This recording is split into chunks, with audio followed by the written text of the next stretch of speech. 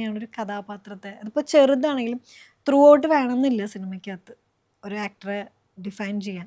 ചെറുതാണെങ്കിലും അതിനെ എങ്ങനെ എത്രത്തോളം അതിൽ ഡീപ്പായിട്ട് കാണാൻ പറ്റുന്നു എന്നുള്ളതാണ് ശരിക്കും ഒരു ആക്ടർ ഇരിക്കുന്നത്.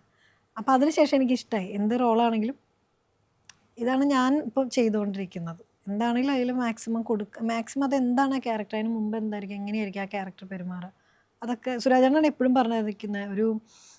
ഒരു ക്യാരക്ടർ വരുമ്പോൾ അവർക്കൊരു ബാക്ക് സ്റ്റോറി ഉണ്ടെന്ന് നമ്മൾ വെറുതെ ചിന്തിക്കണം എന്ന്.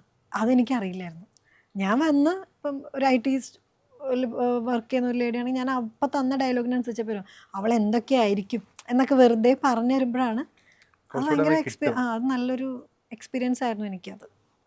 ഇപ്പം നമ്മൾ ഒരു സിനിമയിൽ അഭിനയിക്കാൻ വരുന്നു, ഷോട്ട് പറഞ്ഞു തരുന്നു, അസോസിയേറ്റ് ഷോട്ട് പറഞ്ഞു തരുന്നു, നമ്മൾ അതിനുശേഷം ടേക്കിന് വിളിക്കുന്നു.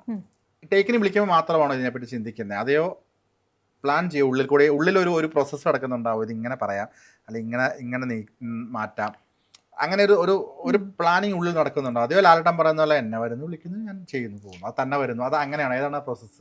ഒത്തിരി ഇങ്ങനെ ഡീപ്പായിട്ടിരുന്ന് തലേദിവസം മുതലേ അതിന് പ്ലാൻ ചെയ്ത് അങ്ങനെയൊന്നുമില്ല. നമ്മൾ വന്നു കഴിഞ്ഞാൽ എനിക്ക് ഏറ്റവും കൂടുതൽ എന്നെ ഇഷ്ടപ്പെടുന്ന ആ ക്യാരക്ടർ, ഇപ്പം നമ്മൾ വന്ന് കോസ്റ്റ്യൂം മാറുമ്പോൾ തൊട്ട് എനിക്ക് ഭയങ്കര അപ്പോഴാണ് എനിക്ക് ഫീൽ ചെയ്യാറ് കൂടുതലും ക്യാരക്ടറിലേക്കായി. അതങ്ങനെ ഞാൻ ചേഞ്ച് അതായി എന്നുള്ളതല്ല, പക്ഷെ അത് ഭയങ്കര ഹെൽപ്പ് ചെയ്യുന്നുണ്ട്. അങ്ങനെ മാറി ഞാൻ അതിലേക്ക് ക്യാരക്ടറായിട്ട് ഇരിക്കുക എന്നുള്ളതല്ല, നമുക്ക് തരുന്ന വേഷങ്ങൾ ഒത്തിരി നമ്മളെ ഹെൽപ്പ് ചെയ്യും ക്യാരക്ടർ ആവാനായിട്ട്. അപ്പം മുതൽ നമ്മളൊന്നുകൂടി ശ്രദ്ധിക്കും എന്താണ് എങ്ങനെയാണെന്നുള്ളതൊക്കെ, അതിനനുസരിച്ച് ചെയ്യാറ്. അത് നമ്മൾ ഓൾമോസ്റ്റ് പല കാര്യങ്ങളും സംസാരിച്ചു. ഇനി സംസാരിക്കാനുള്ള ഒരു ടോപ്പിക് എന്ന് പറഞ്ഞു കഴിഞ്ഞാൽ പ്രണയം കല്യാണം ഒക്കെയാണ്. ഇപ്പം അതിഥിയുടെ പ്രണയം ഉണ്ടായിട്ടുണ്ടാവാം, ഓക്കെ, അല്ലെങ്കിൽ അതെന്തു ആയിക്കോട്ടെ. നമുക്കിപ്പോൾ നമ്മുടെ ഒരു ആദ്യ പ്രണയം എന്ന് കൂട്ടിക്കും, അല്ലെങ്കിൽ നമ്മൾ ഇപ്പോൾ കടന്നു പോകുന്നതിൽ നമുക്കൊരു പ്രണയമുണ്ട്. അപ്പോൾ ആ പ്രണയത്തിന് നമ്മൾ എടുക്കുന്ന എഫേർട്ടുകൾ, ആ പ്രണയത്തിന് വേണ്ടി നമ്മൾ ചിലവാക്കുന്ന സമയം, നമ്മൾ എത്രത്തോളം അവരുമായിട്ട് അടുക്കുന്നു എന്നുള്ള ഇതൊക്കെ നമുക്ക് കിട്ടുന്ന ഒരുപാട് തിരിച്ചറിവുകളുണ്ട്.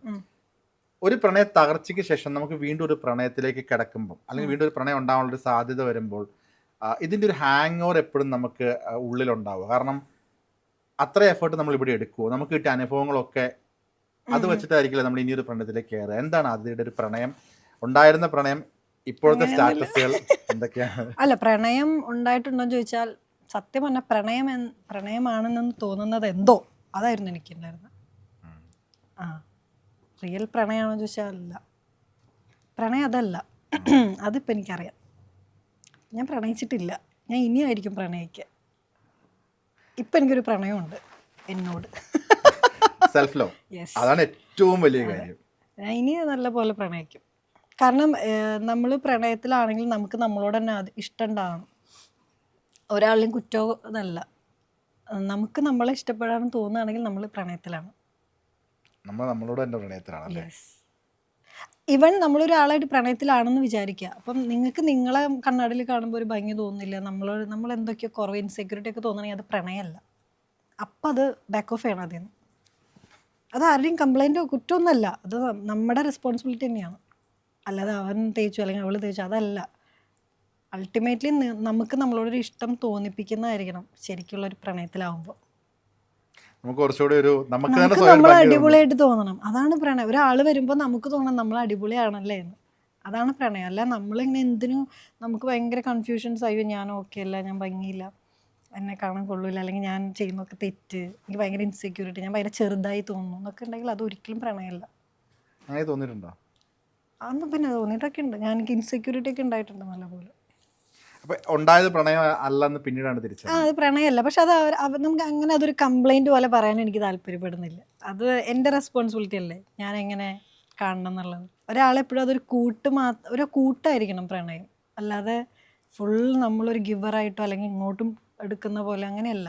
പ്രണയം ഒരു കൂട്ടാണ്, അത് നല്ല രസമായിട്ട് പോകുന്നതാണ് പ്രണയം. നമുക്ക് ഭയങ്കര ഇഷ്ടമായിരിക്കും നമ്മൾ പ്രണയത്തിലാണെങ്കിൽ.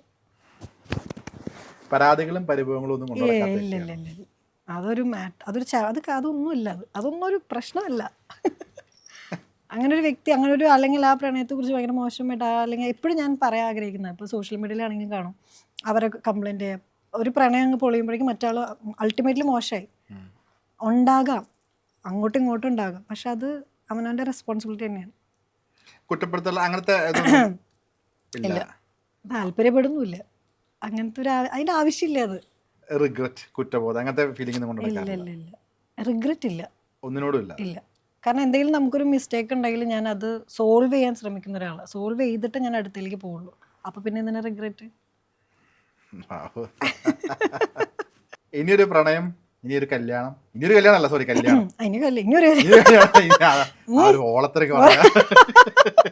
അല്ല, രണ്ടാമത് കല്യാണം തെറ്റൊന്നല്ല ഇപ്പോൾ. അല്ല അങ്ങനെ പറ്റുന്ന ഒരാളല്ലെങ്കിൽ വേറെ കല്യാണം കഴിക്കുക. ആദ്യത്തെ കെട്ടിയിട്ടാണല്ലോ രണ്ടാമത് കെട്ടാൻ പറ്റുള്ളൂ. ആദ്യത്തെ കെട്ടാത്ത ഒരാളോട് ഇനിയൊരു കല്യാണം ഇല്ല, ഇനി അറിയില്ല. അപ്പം ഇനിയായിരിക്കും ഞാൻ പ്രണയിക്കുക ശരിക്കും. അതെനിക്കറിയാം. കാരണം എനിക്കിപ്പോൾ എന്നെ അറിയാം. എന്നെ ഭയങ്കര ഇഷ്ടമാണ് എനിക്ക്. മുമ്പൊന്നും എനിക്ക് എന്നെ അറിയില്ലായിരുന്നു. ഞാൻ എന്നെ മൈൻഡ് ചെയ്തിട്ടില്ല. അപ്പോൾ പിന്നെ അതെങ്ങനെ പ്രണയവും? നമുക്ക് നമ്മളെ തന്നെ ആദ്യം സ്നേഹിക്കാണ്ട് ഞാനെങ്ങനെ വേറൊരാളെ സ്നേഹിക്കുക? അപ്പോൾ ഒരിക്കലും ഒരാളെയും കംപ്ലൈൻറ്റ് ഇല്ല. അപ്പോൾ ഇനി ഞാൻ പ്രണയിക്കും. ഇനിയായിരിക്കും എനിക്ക് പ്രണയം. അതിഥി അടിപൊളിയാണ്. Thank you sir. ഈ ഒരു കമ്പാനിയൻ അല്ലെങ്കിൽ എന്തായിരിക്കും ഒരു പ്രതീക്ഷകൾ ഇനി വരുന്ന ഒരാളെ പറ്റിയുള്ള, എങ്ങനെയായിരിക്കും അതിഥിയെ കെയർ ചെയ്യണം, ആ ഒരു ഇഷ്ടം എങ്ങനെ പ്രകടിപ്പിക്കണം എന്നൊക്കെ ആയിരിക്കും അതിഥിയുടെ ഉള്ളിൽ? കുട്ടി കുട്ടി പ്രകടനങ്ങളൊക്കെ ഇഷ്ടപ്പെടുന്ന ഒരാളാണ് ഞാൻ. ചെറുതൊക്കെ മതി, ഒരുപാടൊന്നും വേണ്ട. പക്ഷെ അതിപ്പോൾ അങ്ങനെയും ഇല്ല. എനിക്കൊരു കൂട്ട്. ഇനി അതാണ് എൻ്റെ പ്രണയം. ഒരു കൂട്ടുണ്ടായാൽ മതി. ഞാൻ എൻ്റെ കാര്യങ്ങൾ ചെയ്തോളാം. എനിക്ക് ഒരാളിനി അങ്ങനെ ഡിപ്പെൻഡ് ചെയ്ത് അല്ലെങ്കിൽ ഇമോഷണലിയും ഡിപ്പെൻഡ് ചെയ്ത് അതിൻ്റെ ആവശ്യമില്ല. നല്ലൊരു കൂട്ട്. അപ്പോൾ നമുക്ക് എന്തും പറയാനുള്ള ഒരാളായി അങ്ങനെ ഒരാളുണ്ടെങ്കിൽ അതാണ് എൻ്റെ പ്രണയം.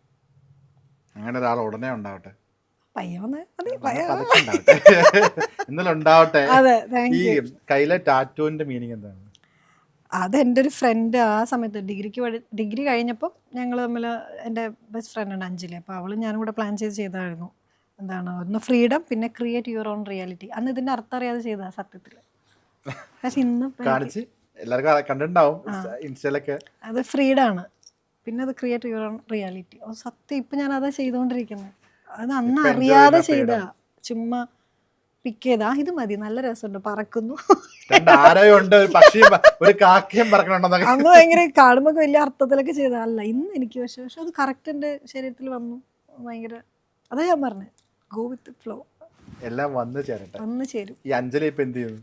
അവള് കല്യാണമൊക്കെ കഴിഞ്ഞ് ഹൈദരാബാദിലാണ് സെറ്റിൽഡാണ്, വർക്ക് ചെയ്യുന്നു. അന്നത്തെ സൗഹൃദ കാലങ്ങളൊക്കെ ഇപ്പോഴും ആക്റ്റീവായിട്ട് തന്നെയുണ്ടോ പഠിക്കുന്ന സമയത്തൊക്കെ? എൻ്റെ സ്കൂളിലെ ഫ്രണ്ട്സ് എപ്പോഴും എനിക്കുള്ളത്. എൻ്റെ സ്കൂളിലുള്ള ബെസ്റ്റ് ഫ്രണ്ട് കാവ്യയാണ് എൻ്റെ ബെസ്റ്റ് ഫ്രണ്ട്. എല്ലാം അറിയുന്ന, സംസാരിക്കുന്ന കാവ്യയാണ് ഇപ്പോഴും. പിന്നെയാണ് കോളേജിൽ, പിന്നെ അഞ്ജലി, വർഷ, അങ്ങനെ 1-2 പേര്. ഇവരെ എപ്പോഴും ഉണ്ട്, കോണ്ടാക്റ്റിലുണ്ട്. അതിഥി, അപ്പം ഒരുപാട് നേരെ സംസാരിച്ചു. ഇതുപോലെ തന്നെ ഹാപ്പി ആയിട്ട് അടിപൊളിയായിട്ട് പോട്ടെ. Thank you. ഓപ്പോസിറ്റ് ഇരിക്കുന്ന ആൾക്ക് ഭയങ്കര ഹാപ്പിനെസ് കൊടുക്കാൻ പറ്റട്ടെ. Thank you. Happy Onam. All the very best. Happy Onam. Thank you so much.